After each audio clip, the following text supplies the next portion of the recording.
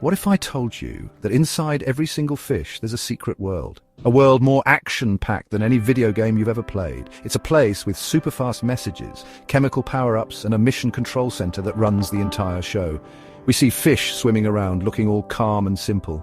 But under their scales, it's a non-stop, high-stakes survival challenge. They are constantly dodging predators, hunting for their next meal, and navigating a world that's trying to get them every second of the day. And today we are going to dive deep into that secret world. I'm talking about a full-on tour of the systems that make a fish a true underwater superhero. We are going on an adventure to explore the fish's command center, its brain and nervous system. This is the stuff that sends messages faster than you can blink, telling the fish to dart away from danger or snatch up a tasty bug. But that's not all. There's another system, a sneakier one, that uses chemical messengers called hormones.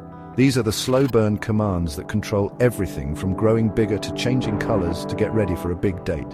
It's an incredible tag team of fast and slow controls, working together 24/7 to keep the fish alive and thriving in its underwater kingdom. Forget what you think you know about fish.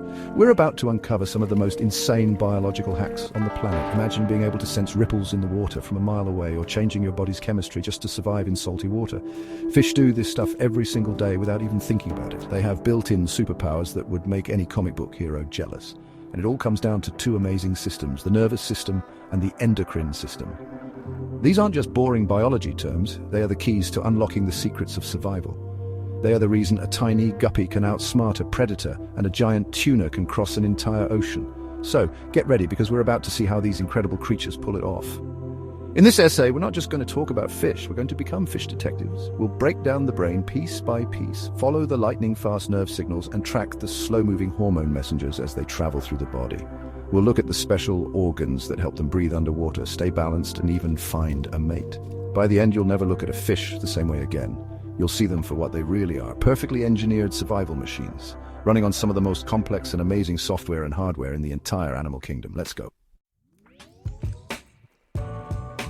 Inside every fish, there are two bosses running the show.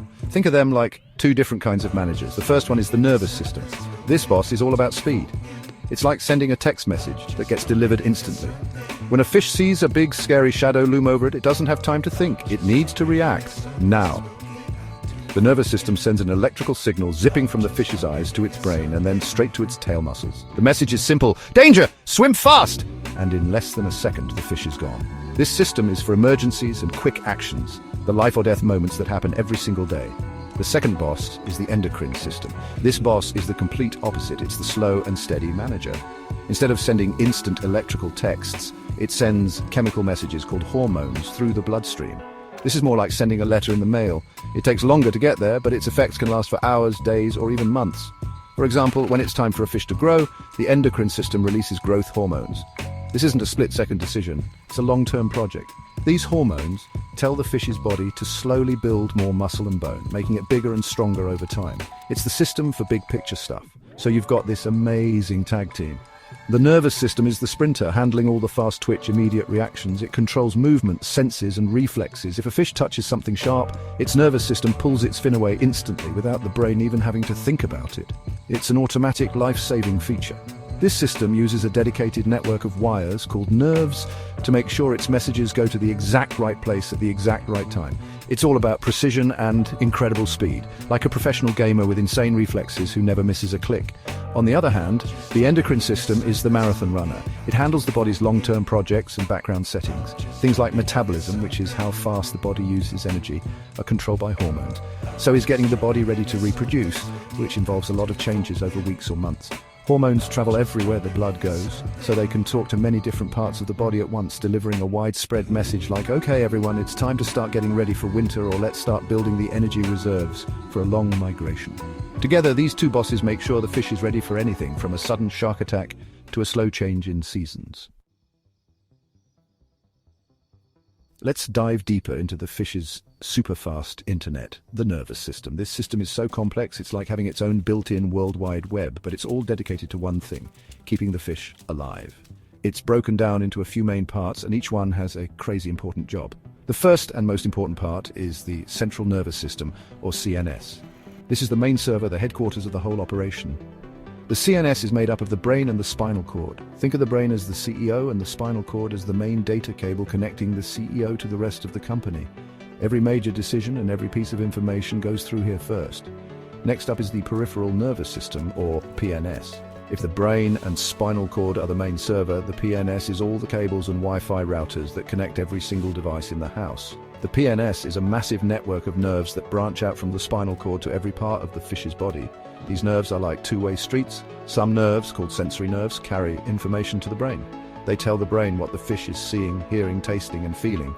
Other nerves, called motor nerves, carry commands from the brain out to the muscles, telling them to move. It's a constant high-speed flow of information going back and forth. Then you have the sneakiest part of the whole system, the autonomic nervous system. This is the part that runs on autopilot. You know how you don't have to think about breathing or making your heart beat? Well, fish don't either, and it's all thanks to this system. The autonomic nervous system takes care of all the background jobs that are essential for survival. It controls the heart rate, digestion, and the function of internal organs like the liver and kidneys. It works 24/7 without the fish ever having to think, "Oh, I should probably make my gills work now." It just happens automatically, which frees up the fish's brain to focus on more important things like finding food and not becoming food.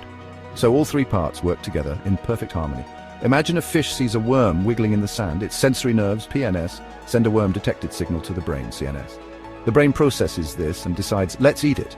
It then sends a command down the spinal cord, CNS, and out through the motor nerves, PNS, to the fish's jaw and fins. The fish swims forward and chomps down. At the same time, the autonomic system might be making the fish's heart beat a little faster with excitement and getting its stomach ready to digest the meal.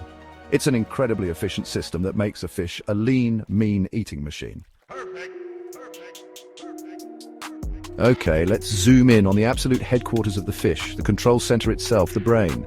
A fish's brain might be small, but it's packed with specialized parts, each with a super important job. It's not just one grey blob, it's more like a team of experts working together. The front part of the brain contains the olfactory bulbs. This part is all about smell. For some fish, like sharks and catfish, this area is huge. That's because they hunt using their sense of smell, sniffing out prey from far away. It's like having a superpowered nose that can detect a single drop of something tasty in an Olympic-sized swimming pool. It's their primary tool for finding dinner. Right behind the smell center is the cerebrum. In humans, the cerebrum is massive and handles all our complex thinking and personality. In fish, it's much smaller and simpler. Its main job is to process information from other parts of the brain and help with learning and memory. Yes, fish can learn. If a fish gets its food from the same corner of the tank every day, its cerebrum helps it remember that. It might not be doing advanced math, but it's definitely capable of learning patterns and associating certain things with food or danger, which is a key survival skill. This part helps the fish make smarter decisions based on past experiences. Next up are the optic lobes, and for most fish that hunt by sight, these are gigantic. The optic lobes do exactly what you think they do. They process everything the fish sees. For a fish like a trout that lives in clear streams and spots insects on the water's surface, having sharp vision is everything. Its big optic lobes act like powerful graphics cards, processing the visual information from its eyes at lightning speed. This allows the fish to track tiny, fast-moving prey and react in an instant. The size of the optic lobes tells you a lot about how a fish sees the world and what senses it relies on most. Finally, you have the cerebellum and the brainstem at the back. The cerebellum is the master of coordination and balance. It's the part that lets a fish hover perfectly still in the water, turn on a dime, or dart through a complex coral reef without crashing. It fine-tunes all the muscle movements to be smooth and precise. The brainstem at the very bottom is the most basic part of the brain. It connects the brain to the spinal cord and controls the most fundamental functions for life, like breathing and heart rate, the stuff managed by the autonomic nervous system. It's the brain's life support system, keeping the fish running even when it's asleep. If the brain is the command center, then the spinal cord is, well, the superhighway that connects the brain to the rest of the body. It's a thick bundle of nerves that runs down the fish's back, protected by its backbone. Think of it like a massive fiber optic cable carrying millions of messages back and forth every second. Information from the senses like touch, temperature, and pressure travels up the spinal cord to the brain to be processed. Then commands from the brain, like swim left or open mouth, travel down the spinal cord and out to the muscles. It's the central communication line for the entire organism, and honestly, without it, the brain would be completely isolated. Branching off from this main highway are countless smaller roads and streets. These are the peripheral nerves we talked about earlier. They spread out to every single part of the fish's body, from the tip of its nose to the end of its tail fin. Every muscle, every organ, and every patch of skin is connected. This incredible network ensures that no part of the body is left out of the loop. It's what allows a fish to feel a gentle current with its fins or detect a tiny vibration through its skin. These nerves are the reason a fish can respond so precisely to its environment, making tiny adjustments to its swimming to stay stable or to catch a drifting piece of food. One of the most amazing things about this highway system is its ability to handle reflexes. A reflex is an action that happens so fast the brain doesn't even have time to get involved at first.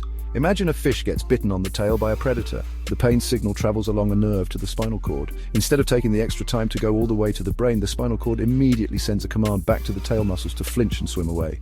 This is called a reflex arc. It's a life-saving shortcut that shaves precious milliseconds off the reaction time, which can be the difference between life and death. The brain finds out what happened a moment later, but by then, the fish is already moving to safety. So, this combination of the spinal cord and nerves creates a system that is both comprehensive and incredibly fast. It's like having a dedicated internet connection to every cell in your body. It allows for both deliberate, controlled actions like stalking prey and lightning-fast automatic reactions like dodging a predator. This network is what translates the brain's decisions into physical action. It's the bridge between thinking and doing. Without this perfectly organized highway of information, the fish's powerful brain would be useless. It would be a king with no way to command his kingdom. Now let's switch gears from the super-fast nervous system to its partner in crime, the slower, more methodical endocrine system. This system doesn't use nerves, it uses chemical messengers called hormones. Hormones are created by special organs called glands. Think of glands as tiny factories scattered throughout the fish's body, each producing a specific type of hormone with a very specific job. Once a hormone is made, it's released directly into the bloodstream. The blood then carries these messengers all over the body, and they deliver their instructions to any cell that has the right receptor or mailbox to receive them. It's a much slower but more widespread way of communicating. One of the most important glands is the pituitary gland, located right at the base of the brain. You can call it the master gland because it's the boss of all the other glands. The pituitary gland releases hormones that travel to other glands and tell them when to start or stop working. For example, it produces hormones that tell the reproductive organs it's time to get ready for spawning season. It also produces growth hormone, which is essential for a fish to grow from a tiny fry into a full-sized adult. The pituitary is basically the project manager of the entire endocrine system, making sure everything happens at the right time. Another key factory is the thyroid gland. This gland produces hormones that control the fish's metabolism. Metabolism is the rate at which the body burns energy. A fish with a healthy thyroid can efficiently convert food into energy for swimming, growing, and healing. Thyroid hormones are also super important for development, especially when a young fish is transforming into its adult form, a process called metamorphosis, which is seen in fish like flounder. It's like the engine tuner of the fish's body, making sure it runs smoothly and efficiently, not too fast and not too slow. Finally, you have the gonads, the reproductive organs, and special tissues in the kidney that act like our adrenal glands. The gonads produce sex hormones like testosterone and estrogen, which are responsible for developing male or female characteristics and controlling mating behavior. The kidney contains tissue that produces cortisol and adrenaline, the fight or flight hormones. When a fish is stressed or scared, this tissue pumps out adrenaline, which gives the fish a sudden burst of energy to escape danger. It's the endocrine system's version of an emergency power-up, working alongside the nervous system to save the fish's life.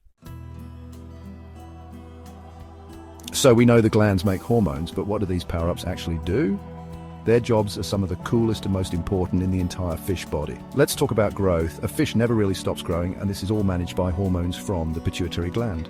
These growth hormones tell the cells of the body to divide and build more tissue, making the fish longer and heavier. The amount of hormone released can depend on things like food availability and water temperature. If there's lots of food, the endocrine system says let's grow. If food is scarce, it might slow down growth to save energy. It's a smart system that adapts to the environment. Hormones are also the master artist behind a fish's incredible colors. Many fish can change their color, and they do it for all sorts of reasons: to camouflage themselves from predators, to show off for a potential mate, or to signal that they're feeling aggressive or scared. This is controlled by a hormone that tells special skin cells called chromatophores to either expand or shrink. When the cells expand, the color becomes visible. When they shrink, the color disappears. This can happen slowly, like a trout developing its vibrant spawning colors over a few weeks, or incredibly fast, like a flounder changing its pattern in seconds to match the seafloor. It's all directed by these amazing chemical messengers. One of the most insane jobs hormones have is controlling a fish's internal balance, especially its salt and water levels. This is called osmoregulation. A freshwater fish is constantly at risk of absorbing too much water, while a saltwater fish is always losing water to its salty environment. The endocrine system, especially hormones from the pituitary and kidney, manages this life or death balancing act. These hormones tell the kidneys and gills how much salt and water to keep and how much to get rid of. This is what allows fish like salmon to perform the incredible feat of moving from freshwater rivers to the saltwater ocean and back again. Their hormones completely rewire their bodies for the new environment. Hormones are also critical for reproduction. As spawning season approaches, the pituitary gland sends out signals to the gonads. In response, the gonads produce sex hormones. These hormones don't just get the body ready to produce eggs or sperm, they also change the fish's behavior. They might make a male fish more aggressive and territorial, or trigger a female to start building a nest. They are the driving force behind all the rituals, dances and migrations that ensure the next generation of fish is created. From growing big and strong to putting on a colourful show, hormones are the secret power-ups that control a fish's entire life story. Beyond the brain and glands, a fish has a whole toolkit of other organs working behind the scenes to keep it alive and healthy. These organs are the unsung heroes of the fish's body. Let's start with the liver and pancreas. The liver is a huge, important organ that does a ton of jobs. It's like the body's main processing plant. It helps with digestion by producing bile. It stores energy in the form of fats and sugars for later use. And most importantly, it detoxifies the blood. Anything harmful that the fish absorbs from the water or its food gets filtered out by the liver. The pancreas is a smaller organ that produces powerful enzymes to help break down food, ensuring the fish gets all the nutrients it needs. Next are the kidneys, which are incredibly important for fish. In humans, our kidneys are mainly for filtering waste from our blood to make urine. Fish kidneys do that too, but they have another massive job, maintaining the perfect water and salt balance, which we talked about earlier. They are the master regulators of the fish's internal environment. In freshwater fish, the kidneys work overtime to pump out huge amounts of watery urine to get rid of all the excess water the fish absorbs. In saltwater fish, the kidneys do the opposite, holding on to as much water as possible while getting rid of excess salt. Their function is a miracle of biological engineering. One of the most unique organs in a fish's toolkit is the swim bladder. This is basically an internal balloon that the fish can inflate or deflate with gas. By controlling how much gas is in the swim bladder, a fish can adjust its buoyancy. This allows it to float at a specific depth without having to constantly swim up or down. It's an amazing energy-saving device. A fish can just chill in the middle of the water, waiting for prey without wasting any energy. Some fish can even use their swim bladder to make sounds, using it like a drum to communicate with other fish in the dark or murky water. Finally, we have the reproductive system, made up of the gonads. These are the organs dedicated to the most important mission of all, making more fish.